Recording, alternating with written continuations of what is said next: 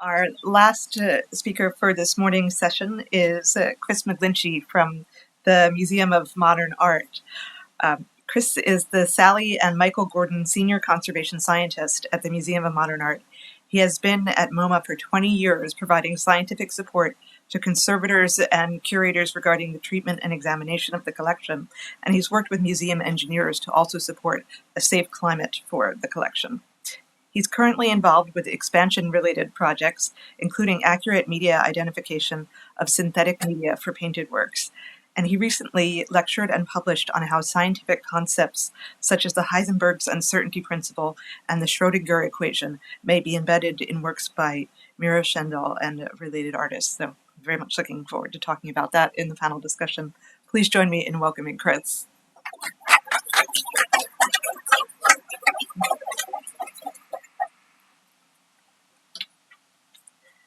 I didn't know we were going to talk about that.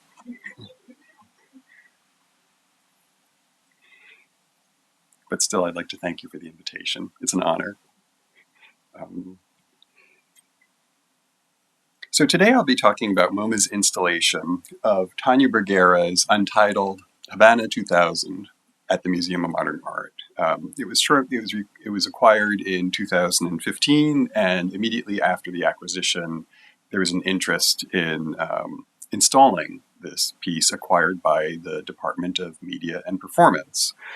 Here you see a detail of the installation, which ran from early February to mid-March of 2018. It's very dark because the sole illuminant is a monitor suspended from the ceiling.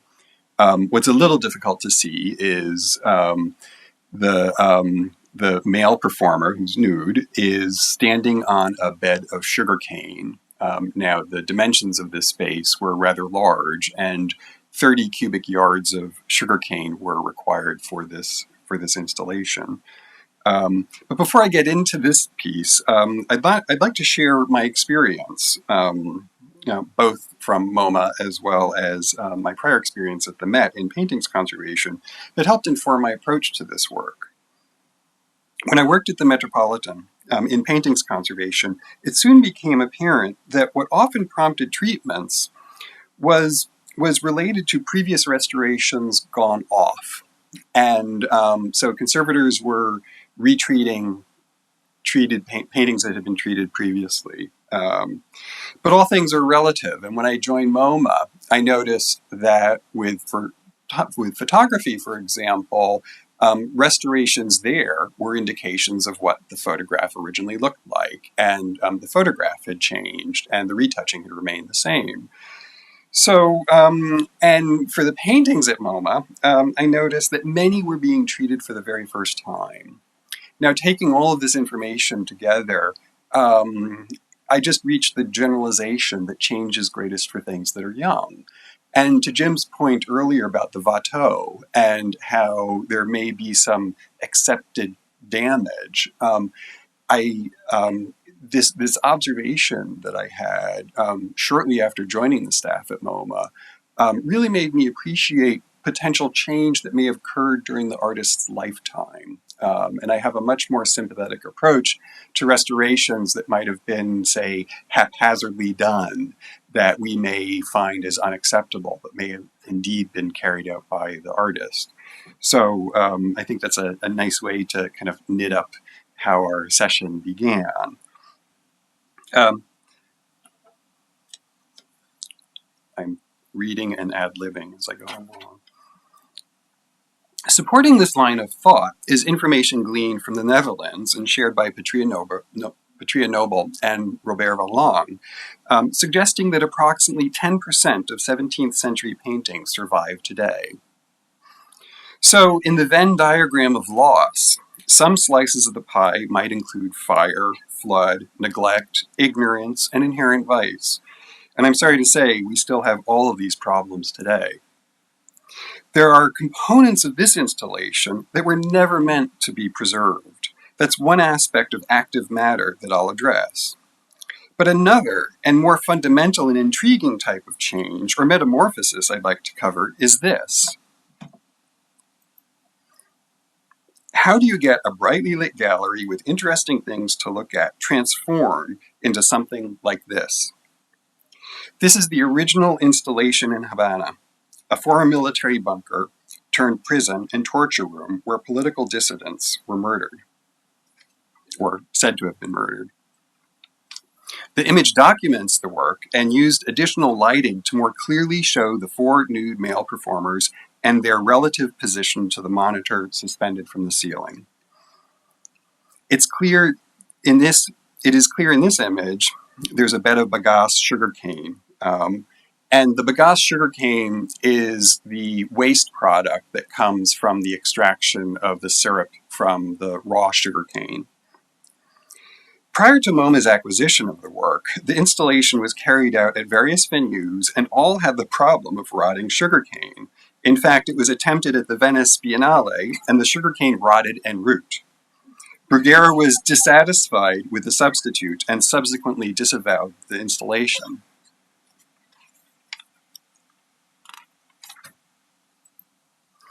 I'm sharing this image of our 2013 installation of Wolfgang Leib's Pollen from Hazelnut for two reasons. One, to remind me to tell you at MoMA we're really good at worrying. In this work, some thought drafts would blow the pollen all over. And I did some experimentation to determine that it would be fine once it was set in place. Nevertheless, security officers had EpiPens if anyone went into anaphylactic shock, which did not occur. So you can only imagine what kind of things we might worry about bringing 30 cubic yards of sugarcane into a museum for an installation that had a problematic track record. The other reason to show you this image is a good way to illustrate the scale of the Bruguera. This image was taken from the 6th floor of the museum's bridge, and it's on you're looking at the second floor Marin atrium. And in the upper right-hand corner is the beginning of the wall that on the other side of is where we installed the Bruguera piece in 2018. And the dimensions of the lab are 18 by 21. And so the width of the Bruguera installation was approximately as wide as the widest side of the lab. And the length of the space was 120 feet. So nearly 7 times as long as the lab. So what I want to do now is back out of my, I need the escape. I need to escape. Here we go. I want to back out of the presentation and show a brief video clip that my colleague and co-author Matthew Cox anticipated. Let's do this and where's play? There we go. So this gives you a sense, I mean, this is basically the construction of the space.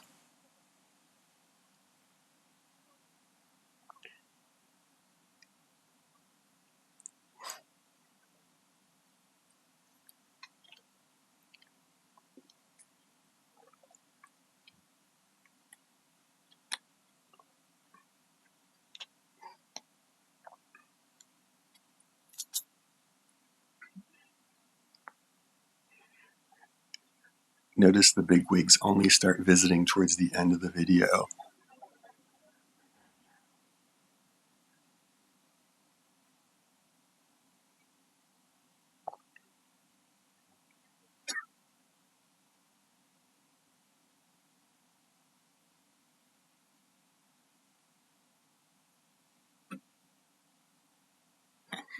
There you have it. So let me get back into the presentation. And there we go. Okay. So I have to take you back in time now because the construction of that space occurred just a few weeks before the opening of the show. 2 years prior, honestly, shortly after the work was acquired, we began exploring the issue of how to source the proper bagasse sugarcane. And when you contact large sugar mills and ask them for bagasse, this is what you get. And so it'd be, just out of curiosity, we shared this with Tanya to show her this is what's currently available rather easily. She predictably found it completely unacceptable. The virtue of receiving the sample, however, is that very shortly, as predicted, it rotted and began to develop mold.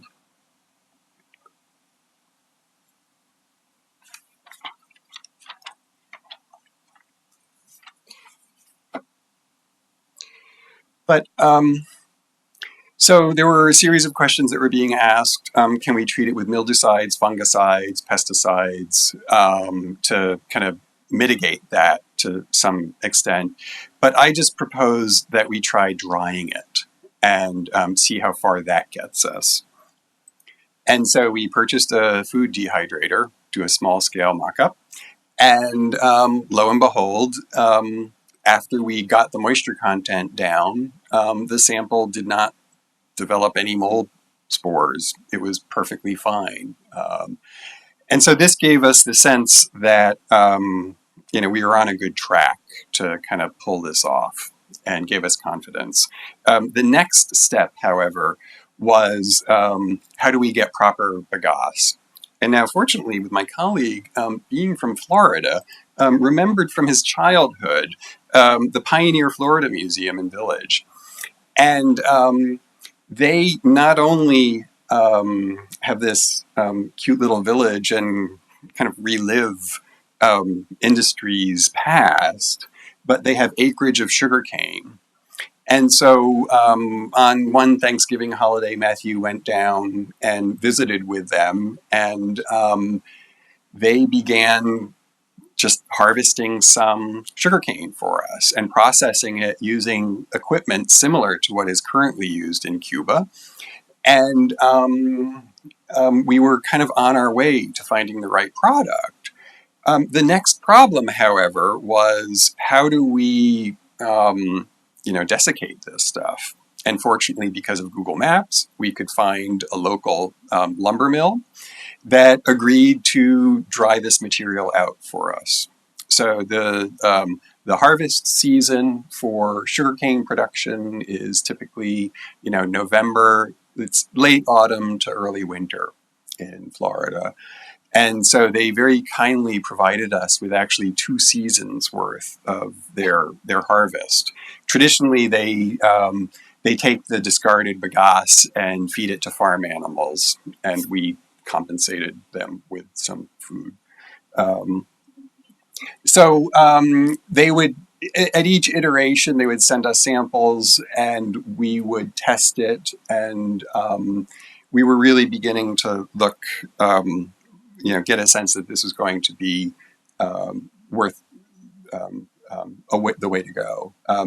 Unfortunately, I don't have an image of it in the kiln, but after it was kiln dried, we had it transported to a cool storage facility traditionally used in Florida for storing fruits. So they covered it in plastic, which I wasn't so happy about, but it was fine.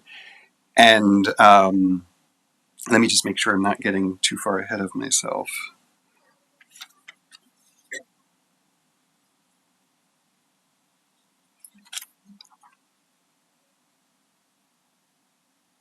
Yeah, so when it was coming time to have the material shipped up to New York, Matthew was in the process of filing the paperwork with the fire department to get a permit to have an installation space without any exit signage. And the fire department, they asked what's going in the space. And when we said 30 cubic yards of dried sugarcane, they requested that we have it treated with a flame retardant. So the material took a pit stop to this facility in New Jersey that traditionally applies flame retardants to the theater community for public performances.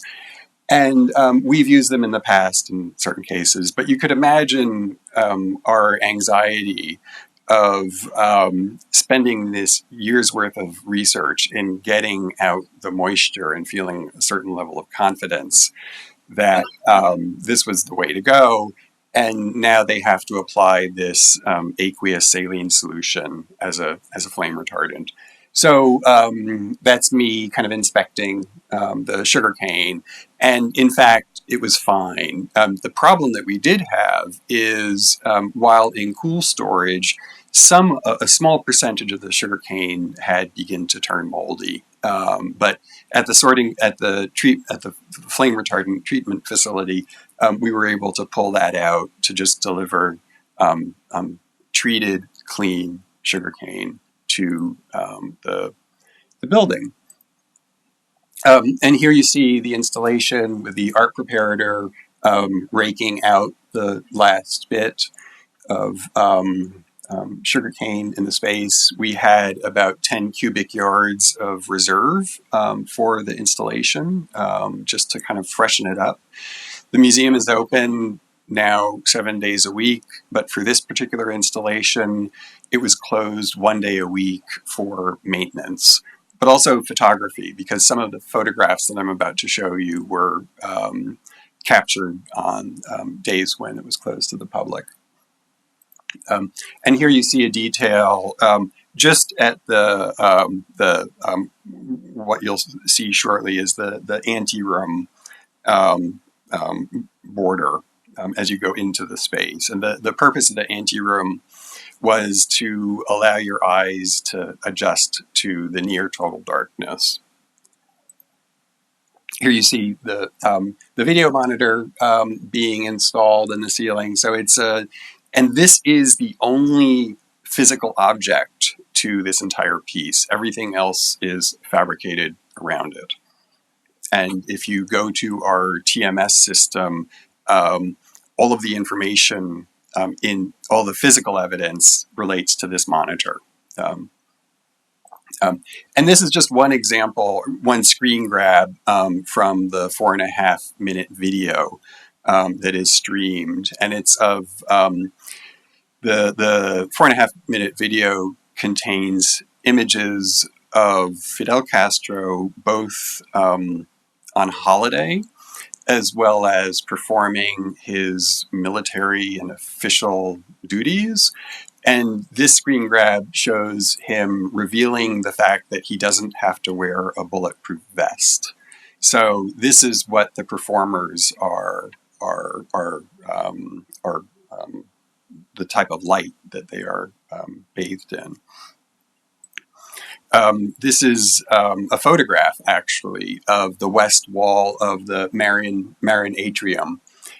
So as people come up to the second floor, they're directed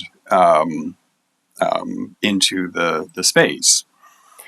And this is actually one object where the line was actually considered by Tanya to be part of the piece. And her attitude about that was that in Cuba, the people are waiting in line for everything, and from a installation perspective, she wanted to maintain a certain environment within the space, so only 4 to 5 people were permitted in the space at any given time. So it was controlled by staff at the front of the line, and you were given a little tote bag with a seal to put your cell phone in, and it was made very clear to you that you were not to use any photography, you were not to do anything involving the production of light. And so just let me walk you through the head of that line. What when somebody leaves, you're signaled and you're allowed to enter forward. And so this couple, for example, is standing just outside the gallery space, and that's what they see. And then as they approach the barrier between the anteroom and the main room, this is ultimately what they see. And the performers are doing these repetitive gestures that are indicative of some type of turmoil or physical distress that they're under. I think that some critics have referred to this as a time-based representation of Goya's Disasters of War. And so here, for example, you see the space. So I neglected to mention that the original installation was shut down only hours after it was launched. So they never really got to see or be the sugarcane didn't have time to rot anytime. So this is the first, and critics that are knowledgeable in Bruguera pointed out that this was the first successful installation of this piece. So I think that, so you're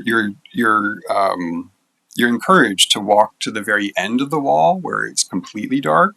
And then as you reach the back of the wall, when you discover the back of the wall and you start approaching the performers, you have a better example, you have a better sense of where the performers are. And these staff photographs were taken by Kurt Heumiller, and he did a fantastic job. As you could imagine, it's really difficult to image things in near total darkness.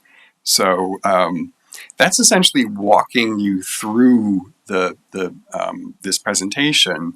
But what I wanted to, I know that I began my talk pointing out that change is greatest for things that are young, suggesting perhaps a bleak picture for modern and contemporary art. But one of the brighter aspects of dealing with modern and contemporary art is we're often dealing with living artists. And here you see Tanya having a spirited exchange with museum educator, artist, and general provocateur Pablo Helguera. And Tanya was really very, very present during this installation. In fact, she has a collective in Corona, Queens, that she was actively engaged with at the time. So she was in New York much of the time. So to archive this, how do you it's a tricky issue to put this in our TMS system. And we are, with this particular work, exploring this wiki that was developed at SF MoMA on basically collecting all of the physical information regarding the work, but also what's been said about the work and in multiple formats. So audio, video, text, various formats of those approaches, and archiving it and bundling it into this wiki. So the conversations that we had with Tanya, as well as the performers that were hired as contractors and essentially museum employees during the exhibition, they really felt valued, and we gave them tours of all the facilities. They got they had a full appreciation for the research that went into this project, and were appreciative of the fact that we opted for dehydrating the sugarcane, because when you think about it, to have to stand naked on something that's been treated with mildewcides, fungicides, and pesticides might make you a little apprehensive, and that could contribute to your state of anxiety that you're supposed to be acting out. So that is my brief presentation, and I just would like to acknowledge. So,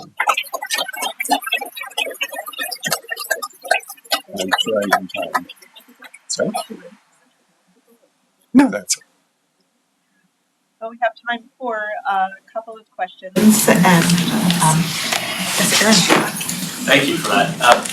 So I have a question that really, it was on my mind throughout, and then when you talked about her engaging with the process, I think that may provide the answer, but I was thinking about whether the capacity of the material to rot was part of her choice of it to begin with. I mean, obviously the sugarcane is some sort of symbolic valence, and it was important that she used that material. I wonder obviously she went for it, and from the sounds of it, she wouldn't have if it would have compromised the kind of conceptual integrity of the piece. But I wonder in the kind of conversations about arresting its capacity for rot, whether that compromised the material in a way that it could have lent itself to her kind of institutional critique built into the other themes of the piece. Absolutely. Yeah, my sense is that her attitude about this has been evolving. I think that to her initially it sounded very nice, but as a practical matter, I think after all these iterations that failed, it just wasn't viable to her. So one tidbit of information that I left out was that we worked with a fragrance company to make this ersatz smell that was, it met her satisfaction. Yeah, a smell that invokes the rotting of it? Exactly. Okay. Yeah, no, this is a company that works for the theater industry, and they have smells like death.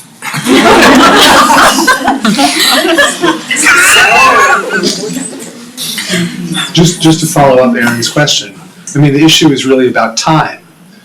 She didn't it wasn't originally on display for very long. It was closed down by the government. Was there any consideration to have it on display at the museum for as short a time as it was in Havana? If you think about the financial resources that went into this, the answer is no. Significant in terms of changing the artwork. But Tanya was well aware of. She didn't want that. She wanted a line to develop, and I think that it just wasn't. And I'm not trying to put words in her mouth, but she wanted this to be a success. She wanted this to last more than 2 days.